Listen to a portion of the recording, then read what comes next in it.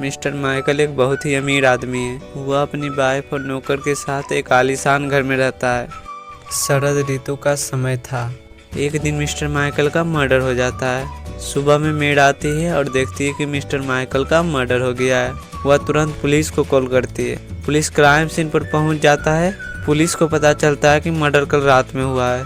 Police को 3 suspect मिलते हैं। पुलिस तीनों से पूछती है, तुम लोग कल रात में कहाँ पर थे? मेड बोलती है, मैं तो कल शाम को अपना काम किया और घर चला गया और सुबह आया तो देखा कि साहब जी का मर्डर हो गया है। कुक बोलता है, मैं रात के डिनर के बाद साफ सफाई किया और घर वापस चला गया। और वाइफ बोलती है, मैं तो रात के डिनर के बाद मैं तो स्विमिंग पूल में स्विमिंग कर रही थी और उसके बाद मुझे फ्रेंड का कॉल आया तो मैं फ्रेंड के घर चली गई और रात भर उसी के घर में रुकी। पुलिस इन तीनों का बात ध्यान से सुनने के बाद उसे मर्डर का पता चल जाता है। क्या आपको पता चला?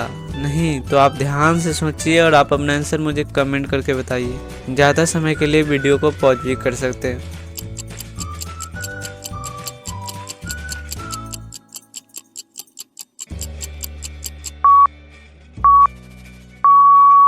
चलिए इसका आंसर देखते हैं। मर्डर वाइफ ने किया है क्योंकि शरद ऋतु का समय है और रात में खाना खाने के बाद इतनी ठंडी में स्विमिंग पूल में स्विमिंग कौन करता है, इसलिए पुलिस समझ जाता है और उसके वाइफ को अरेस्ट कर लेता है। चलिए अगली पहेली देखते हैं।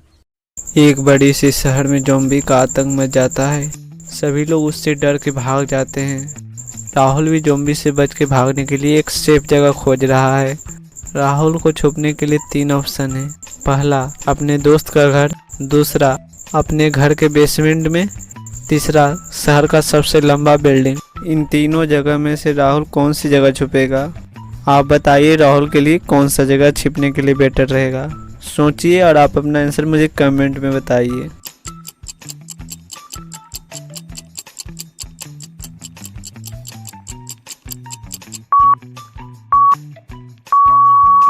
चलिए इसका आंसर देखते हैं। अगर राहुल ए वाला ऑप्शन चुनता है तो यह रॉन्ग डिसीजन है क्योंकि उसके दोस्त का घर बहुत छोटा है, ज़ॉम्बी आसानी से घुस सकते हैं। अगर वह बी वाला ऑप्शन चुनता है तब भी वह गलत डिसीजन होगा क्योंकि अगर उसे ज़ॉम्बी उसे घेर लेंगे तो वह बेसमेंट से बाहर नहीं निकल पाएगा। तो सही उत्तर सी हो जाएगा। ज़ॉम्बी लंबा या ऊंचे बिल्डिंग में नहीं चढ़ सकते हैं, तो राहुल शहर का सबसे लंबा बिल्डिंग में छुपने के लिए चला जाएगा। चलिए अगली पहेली देखते हैं। सोहन को अपने स्टोर रूम में एक खजाने का नक्शा मिला। वह नक्शे के अनुसार एक बड़े पहाड़ी पर पहुंच जाता है खजानों को ढूंढने के लिए। जब वह खजाना के पास पहुंचता है तो उसे 3 ट्रेजर बॉक्स मिलते हैं। पहले ट्रेजर बॉक्स पे लिखा है खजाना इस बॉक्स में नहीं है। दूसरे बॉक्स पे लिखा है खजाना इसी बॉक्स में है। तीसरे बॉक्स पर लिखा है खजाना दूसरे बॉक्स में नहीं है। इन 3 बॉक्स में से एक बॉक्स सही है और बाकी दोनों खाली है और आपको एक बार में ही खजाने को खोजना है, नहीं तो किसी बॉक्स में खजाना नहीं मिलेगा। तो क्या आप रोहन की मदद कर सकते हैं खजाना को ढूंढने में? ध्यान से सोचिए और आंसर हमें कमेंट करके बताइए।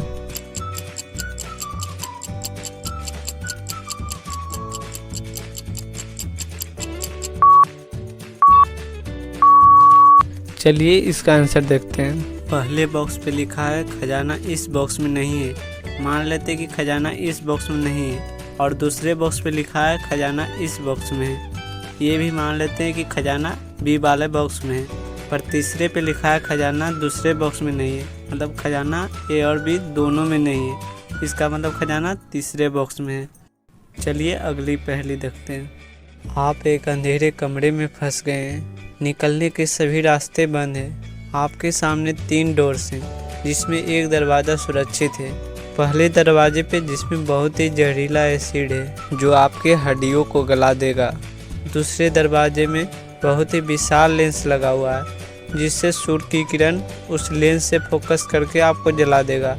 तीसरे दरवाजे में बहुत ही जानलेवा ठंडा तापमान है जिससे आपकी मृत्यु भी हो सकती है। तो कौन सा दरवाज़ा चुनेंगे आप? ध्यान से सोचिए और आप अपना आंसर मुझे कमेंट में बताइए।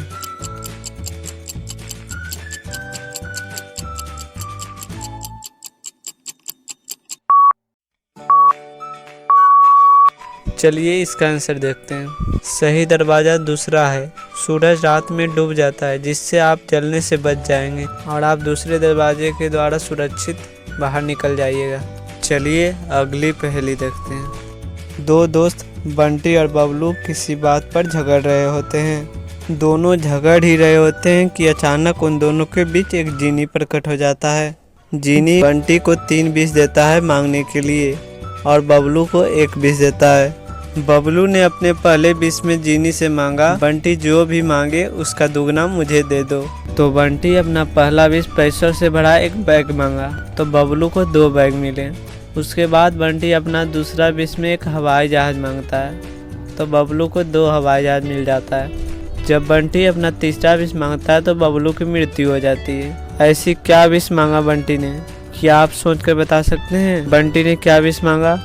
ध्यान से सोचिए और आप अपना आंसर मुझे कमेंट में बताइए।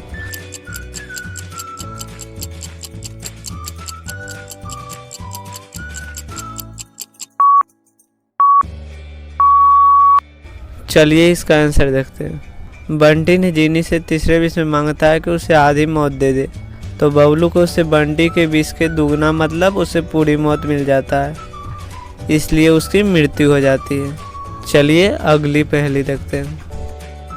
आपके सामने एक मैच स्टिक पजल आया है। आपको एक मैच स्टिक छेड़ना है और आपको इस इक्वेशन को सही बनाना है। इसका आंसर मुझे कमेंट करके बताइए।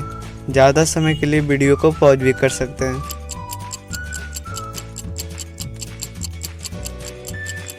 चलिए इसका आंसर देखते हैं। यहाँ पर 2 + 5 = 5 इक्वेशन है। 5 वाले में इस तीली को हटाकर इस जगह पर फिट कर देंगे तो इक्वेशन सही हो जाएगा। चलिए अगली पहेली देखते हैं। चलिए अब आपसे एक मज़ेदार पहेली पूछते हैं। रंग बिरंगा बदन है इसका, कुदरत का वरदान मिला, सुंदरता पाकर भी 2 अक्षरों का नाम मिला, ये वन में करता शोर, इसके चर्चे हैं हर ओर। तो बताइए वो क्या है? इसका आंसर जानने से पहले हमें कमेंट करके बताइए।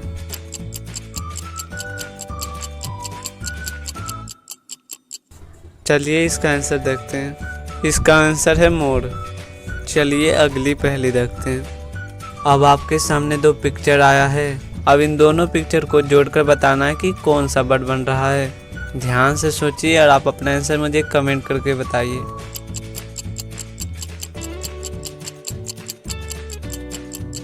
चलिए इसका आंसर देखते हैं। इसका आंसर फायर फाइटर है। चलिए अगली पहेली देखते हैं।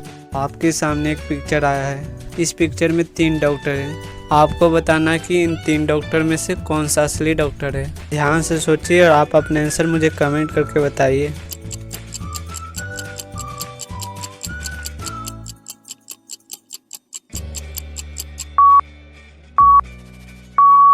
चलिए इसका आंसर देखते हैं। अगर आप A नंबर वाले को देखिएगा तो पता चलेगा कि उस डॉक्टर के हाथ और शरीर पर कोई भी ब्लड का निशान नहीं है, पूरा नीट एंड क्लीन है, मतलब A नंबर वाला डॉक्टर नकली है। B नंबर वाले डॉक्टर को देखिएगा तो पता चलेगा कि B नंबर वाला पेशेंट डेड बॉडी है और डॉक्टर इलाज करने का नाटक कर रहा है। B नंबर वाला डॉक्टर भी नकली है।